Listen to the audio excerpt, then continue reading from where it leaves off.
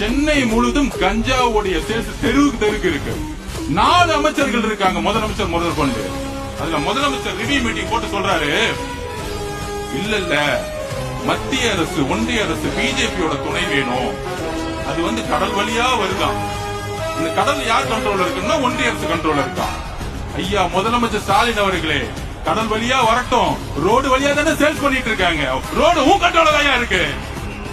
உன் டிஜிபி என்ன பண்ணிட்டு இருக்காரு, கமிஷனர் என்ன பண்ணிட்டு இருக்காரு, இன்ஸ்பெக்டர் என்ன பண்ணிட்டு இருக்காரு, உன் கவுன்சிலர் என்ன பண்ணிட்டு இருக்காரு, மாவட்ட செயலர் என்ன பண்ணிட்டு இருக்காரு, எம்எல்ஏ என்ன பண்ணிட்டு இருக்காரு, ஒண்ணும் பண்ணல. கேட்டா ஒரு மீட்டிங் போட்டு கஞ்சா சேல்ஸ் இல்லன்னு இங்க இருக்க மாசு சொல்லிட்டு இருக்காரு.